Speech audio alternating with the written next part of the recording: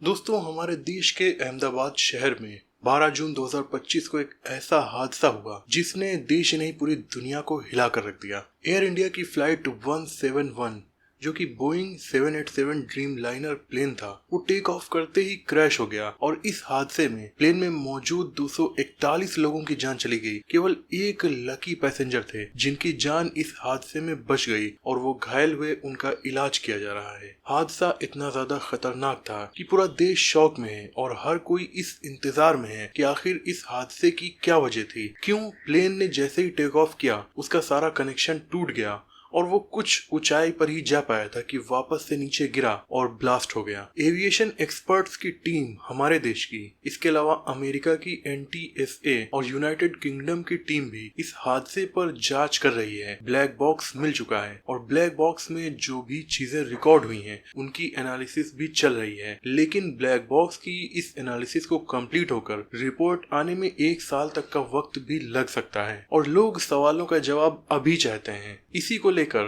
कुछ aviation experts अपनी अपनी थ्योरीज दे रहे हैं, जिनमें से कुछ थ्योरीज में काफी दम है और हम ये समझ सकते हैं कि शायद ये थ्योरी सही हो और जब 1 साल के बाद ब्लैक बॉक्स की रिपोर्ट आए तो उसमें भी कुछ ऐसा ही रिजल्ट हमारे सामने आएगा। इन थ्योरीज में से 3 थ्योरी मैं आपको आज की वीडियो में बताने वाला हूँ। दोस्तों, इस खतरनाक क्रैश के पीछे सबसे पहली थ्योरी जो एविएशन एक्सपर्ट्स दे रहे हैं वो है कंप्लीट इंजन फेलियर, यानी प्लेन ने जैसे ही रनवे पर दौड़कर टेक ऑफ किया तुरंत ही उसके इंजन फेल हो गए। ये बहुत ज्यादा rare of the rarest event होता है। ज्यादातर प्लेन के अगर कभी इंजन फेल होते हैं तो सिर्फ एक ही होता है और एक इंजन के दम पर भी प्लेन सक्सेसफुली टेक ऑफ भी कर सकता है और लैंडिंग भी कर सकता है। लेकिन यहाँ पर थ्योरी के मुताबिक दोनों इंजन टेक ऑफ करने के तुरंत बाद ही फेल हुए, जिसकी वजह से वो थोड़ा ऊपर ही जा पाया था कि वापस से नीचे आने लगा और इसमें 1.5 लाख लीटर के करीब फ्यूल पड़ा हुआ था। उसमें आग लग गई और एक ब्लास्ट हो गया। दोस्तों, दूसरी थ्योरी ये है कि प्लेन के फ्लैप्स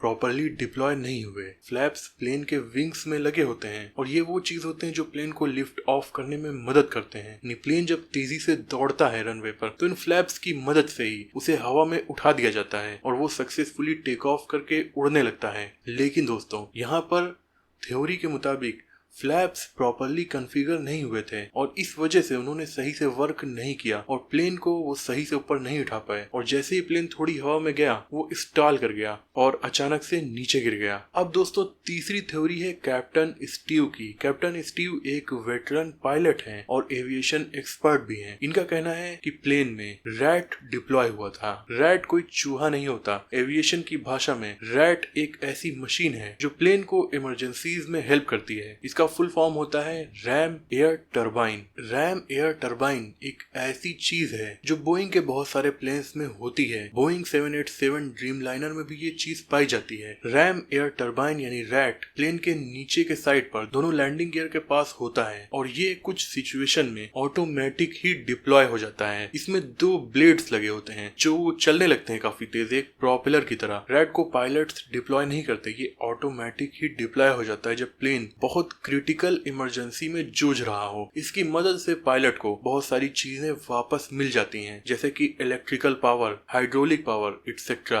अब दोस्तों, इस बोइंग 787 ड्रीम लाइनर में रैट 3 सिचुएशन में डिप्लॉय होता है। एक होते हैं दोनों इंजन फेल होना, दूसरी है इलेक्ट्रिकल फेलियर और तीसरी है हाइड्रोलिक फेलियर। इन तीनों में से कोई भी सिचुएशन अगर हो तो बोइंग के प्लेन्स में ये रैट डिप्लॉय हो जाता है। अब कैप्टन स्टीव ऐसा दावा इसलिए कर पा रहे हैं क्योंकि इस वीडियो को, जिसे पूरी दुनिया ने देखा, इसे जब पॉज करके देखा जा रहा है तो यहाँ पर दोनों लैंडिंग गियर के बीच एक छोटी सी चीज दिखाई दे रही है। हालांकि वीडियो काफी धुंधली है पर कैप्टन स्टीव का दावा है कि ये रैट हो सकता है जिसे प्लेन ने ऑटोमेटिक ही डिप्लॉय कर दिया हो। अब इसके डिप्लॉय होने का मतलब ये है कि प्लेन के दोनों इंजन फेल हो चुके थे या फिर इसे इलेक्ट्रिकल या हाइड्रोलिक लॉस हो गया था, तभी ये डिप्लॉय हुए थे। दोस्तों, इनकी इस थ्योरी को सपोर्ट करती है इस वीडियो में आ रही बैकग्राउंड नॉइस।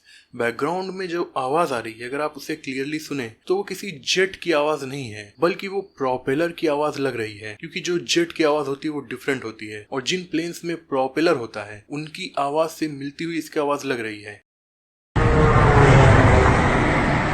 जब रैट डिप्लॉय होता है तो कुछ ऐसी ही आवाज आती है। इसका मतलब है कि रैट यहाँ पर शायद डिप्लॉय हुआ था। लेकिन दोस्तों इसे बोइंग के प्लेन में इसलिए नहीं लगाया जाता कि ये 400-500 फीट की ऊंचाई पर डिप्लॉय होकर किसी प्लेन को हादसे से बचा सके, क्योंकि इसे इसलिए बनाया जाता है कि अगर प्लेन 30-35 हजार फीट की ऊंचाई पर उड़ रहा है और तब उसके दोनों इंजन फेल हो जाएं या उसके अंदर इलेक्ट्रिकल फेलियर आ जाए जिसकी वजह से प्लेन में मौजूद पायलट्स एयर ट्रैफिक कंट्रोलर से कांटेक्ट नहीं कर सकते, ऐसी सिचुएशन में रैट डिप्लॉय हो जाएगा और उन्हें वापस से थोड़ी पावर मिल जाएगी जिसकी मदद से वो एयर ट्रैफिक कंट्रोलर से बात कर सकते हैं। उन्हें हाइड्रोलिक कंट्रोल्स मिल जाएंगे जिसकी मदद से वो प्लेन को ग्लाइड करते हुए सही जगह पर लैंड भी करवा सकते हैं। 30,000 फीट की ऊंचाई बहुत होती है, वहां से नीचे आते आते प्लेन में वो काफी सारे फैसले ले सकते हैं और उसे सक्सेसफुली लैंड करवाया जा सकता है। लेकिन दोस्तों यहाँ पर अनफॉर्चुनेटली ऊंचाई सिर्फ 650 फीट के करीब ही थी, इसलिए यहाँ पर पायलट्स को जरा भी वक्त नहीं मिला। कुछ सेकंड के अंदर ही प्लेन वापस जमीन से टकरा गया था। इसलिए रैट डिप्लॉय होने के बाद उन्हें कोई भी पावर मिली हो या ना मिली हो उससे कोई फर्क नहीं पड़ता। हालांकि इस सिचुएशन से